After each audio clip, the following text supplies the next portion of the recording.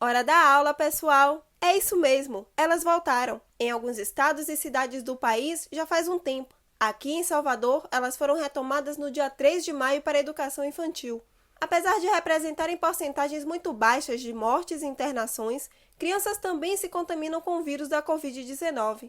No entanto, quem defende o retorno às aulas apela para os danos emocionais e de ensino-aprendizagem, pelos quais as crianças têm passado por conta da privação do convívio social para além do círculo familiar. Pois é, o episódio 30 do podcast Intri vai falar sobre a volta às aulas na pandemia. Podcast Intri. Porque meio ambiente é vida.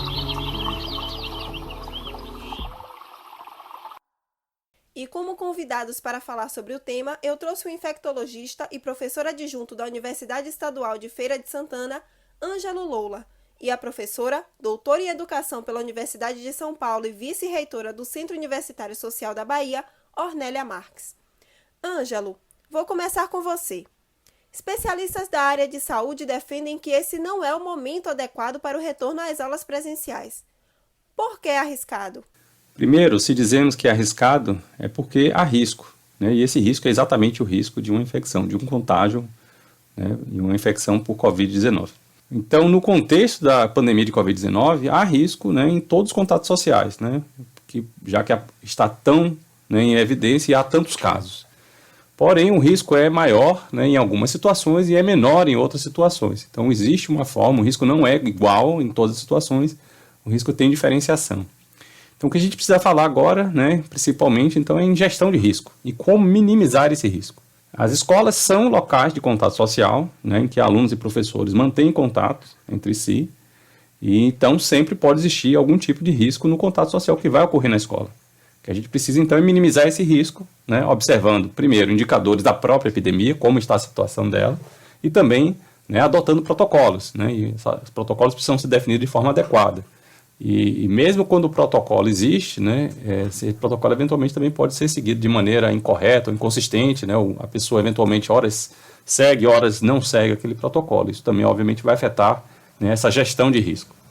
Então, além disso, né, o risco na infecção da escola está diretamente relacionado ao risco de infecção na comunidade. Ou seja, quanto maior, né, a transmissão comunitária, também esperamos que essa transmissão, de certa forma, seja reproduzida na escola, né? Então, se a transmissão comunitária é maior, o risco de transmissão na escola também é maior. Se a transmissão comunitária é menor, o risco na escola também é menor.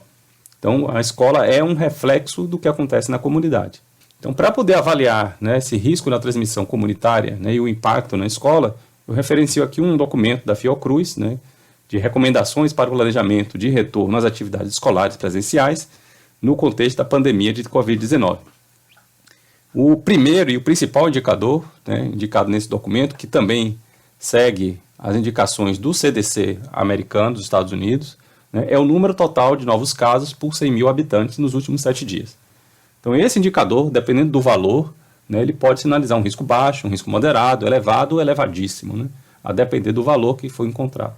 E aqui em Salvador, como está a incidência de casos? Considerando no caso de Salvador, né, o período, por exemplo, de 2 a 9 de maio agora de 2021, a incidência de Salvador seria de 131 casos por 100 mil habitantes.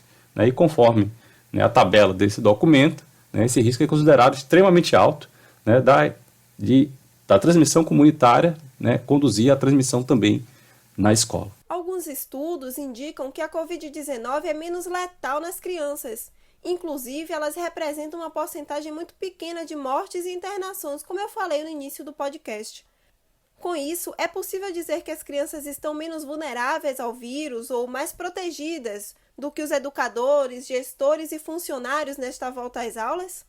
Crianças podem ser infectadas pelo SARS-CoV-2, né, que é o vírus do coronavírus, né, e elas podem ficar doentes de Covid e elas podem espalhar o vírus para outras pessoas. Isso é o primeiro ponto, né? No entanto, né, um estudo recente indicou que as crianças têm mais risco de serem infectadas do que de transmitir, ou seja, é mais provável que elas recebam a infecção do que elas passem essa infecção adiante. E também existem evidências de vários estudos que sugerem que as infecções, né, do SARS-CoV-2, né, em crianças e adolescentes é menor do que a dos adultos, né? Então, elas estão menos susceptíveis, né, a essa infecção. Mas os mecanismos biológicos, né, subjacentes, né, que levam a essa diminuição da susceptibilidade das crianças ainda não estão claros, né, precisam de estudos, né, para poder aprofundar e entender exatamente o que acontece nesse caso. Quanto à questão dos sintomas e gravidade, em comparação com os adultos, as crianças e adolescentes tendem a ser, né, tipicamente assintomáticas, né, não desenvolver sintomas ou apresentar só sintomas leves ou pouco específicos, né. Então, a tendência dela é ficar nesses quadros mais leves, né, e muitas vezes também podem ser mais arriscados, né, como eu comentei anteriormente, porque pode ser então que não se perceba que ela está, né, infectada, e ela obviamente pode, né, oferecer mais situações, né, onde essa criança não é isolada e pode, né, transmitir. Mas mesmo entre crianças podem haver também diferenças. Então, por exemplo, os dados sugerem que há maior risco, né, para aqueles que são maiores de 10 anos de idade, né, e também os adolescentes, quando a gente compara, por exemplo, com os menores, né, aqueles que têm menos de 10 anos. Então, os menores parecem né, estar menos susceptíveis, né, em relação aos próprios adolescentes.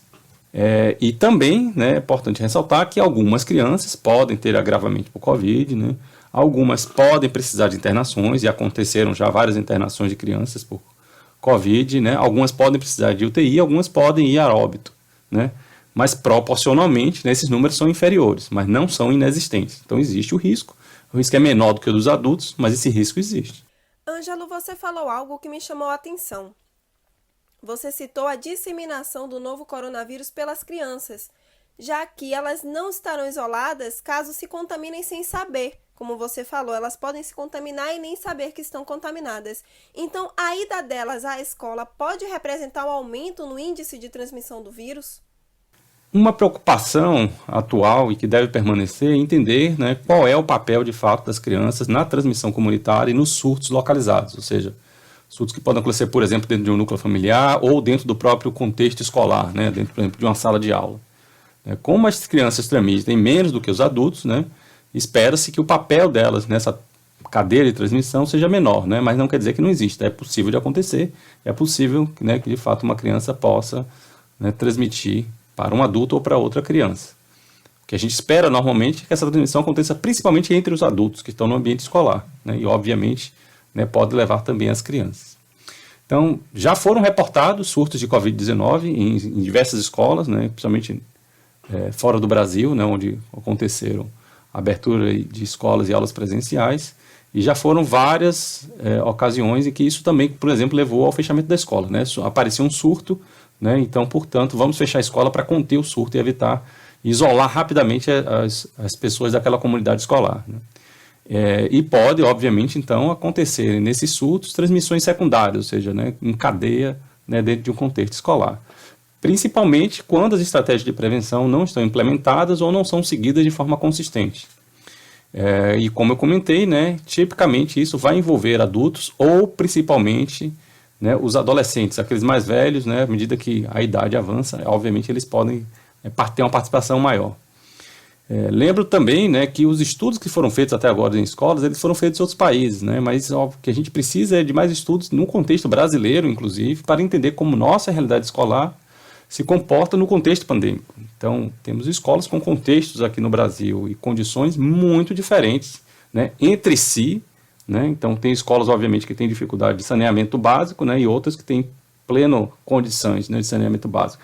Escolas com salas mais amplas, né, mais bem ventiladas, e escolas mal ventiladas, né? Então, precisamos entender, né, como é que o contexto, né, brasileiro e das nossas escolas aqui no Brasil pode afetar a epidemia. Então, obviamente, são sempre questões que estão em aberto, né?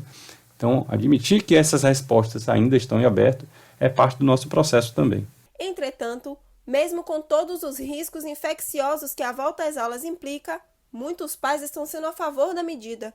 O fechamento das escolas e a manutenção das crianças longe das salas de aula por mais de um ano, tendo somente a família como círculo social, trouxe consequências para a saúde mental delas.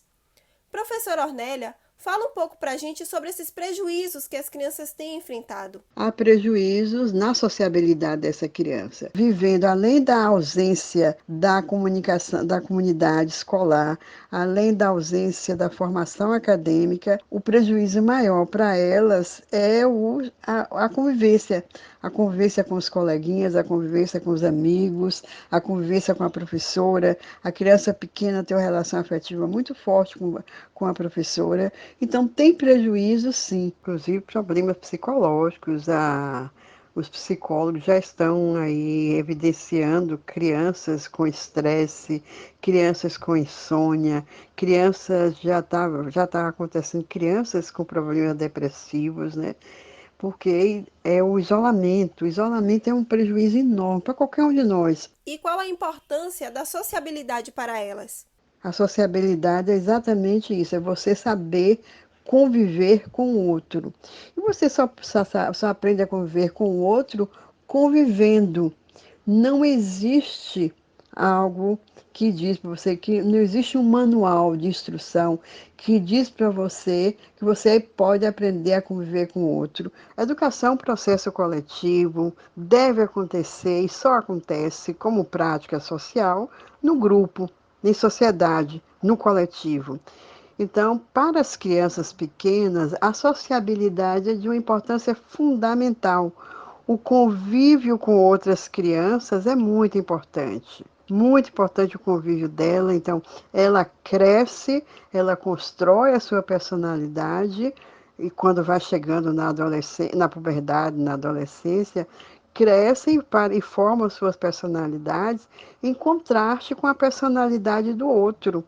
Em casa, com a personalidade dos pais, mas é na escola, é com o grupo, que elas vão aprender a negociar conflitos, a gerenciar as perdas e ganhos, né? Porque é na escola que elas vão ter esse espaço de sociabilidade. E já que estamos falando em retorno às aulas presenciais, quais medidas os gestores escolares devem tomar para evitar o contágio entre professores, alunos e funcionários, Ângelo? Talvez a primeira medida é voltar aos poucos, né? Fazer um processo muito lento, gradativo, incremental, né? Envolvendo poucos alunos, né? E dividindo as turmas, né? Em dias da semana, em horários diferentes, né? Para evitar maior proliferação. O risco de infecções é menor quando há menor quantidade de contatos sociais na escola, né? Então, à medida que eu tenho menos alunos, né, eu tenho um menor risco, simplesmente porque o tamanho da comunidade que eu tenho que lidar, o número de contatos sociais vai ser menor. Então, a gente também precisa evitar que alunos de salas diferentes mantenham contato entre si. E o menor número de alunos também na sala de aula vai permitir também um maior distanciamento da sala de aula. É preciso, então, adotar algumas medidas, né, que precisam ser adotadas todas conjuntamente, não é escolher uma ou outra, né, de preferência tem que, né, colocar uma em cima da outra, né, agregando medidas. E a primeira delas é o uso de máscaras por todos, né, e o uso correto de máscaras de qualidade com boa filtração e vedação. Então, para os adultos, né, particularmente, eu indico, né, e é indicado já o uso de máscaras PFF2, né, como já comentamos no outro podcast que falamos sobre máscaras. Como segunda medida, né, é manter distanciamento social dentro da sala de aula e em qualquer ambiente escolar, inclusive no transporte escolar. Então, manter esse distanciamento é importante. E, obviamente, quando falo em manter esse distanciamento, envolve também o distanciamento entre grupos, né? Então, aquela coisa que eu comentei de dividir em grupos, né? E que esses grupos não tenham contato. Então, se, por exemplo, a escola pega uma determinada turma, né, e divide ela em 3, né, para cada uma vir num dia da semana diferente, tem que ser o mesmo grupo sempre, é o mesmo grupo que vem junto, né, assistir naquele determinado dia. Não pode ficar misturando os grupos, porque isso aumenta também os contatos. Terceira medida, né, seria ampliar a ventilação e renovação do ar nos ambientes fechados. Então, precisamos também, né, dessa ventilação para que esse ar, que pode estar potencialmente contaminado no local fechado, né, ele possa ser eliminado e se trazer um ar novo, né, e limpo para dentro daquele espaço fechado. E essa renovação de ar tem que acontecer diversas vezes por hora. Então, se o vírus pode ficar em suspensão no ar, precisamos tirar esse ar constantemente desse ambiente, né, para que ele seja limpo. E nada, obviamente, né, nada de sala com ar-condicionado, sala fechada com ar-condicionado, porque essas salas, obviamente, por questão de climatização, tendem a ficar, né, sem renovação. Então, ventilação e renovação de ar não é uma opção, é uma medida obrigatória.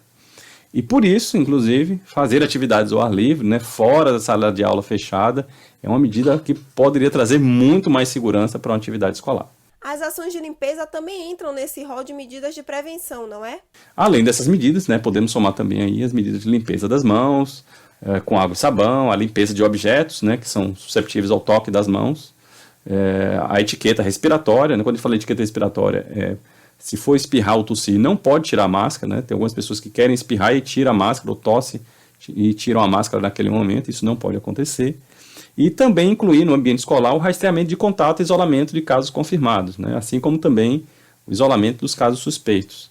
Então, se, por exemplo, detectado que uma criança, né, foi confirmada para Covid-19, todos os colegas daquele mesmo grupo deveriam também, né, entrar em quarentena, né, já que são casos suspeitos, mesmo sem a confirmação por exame.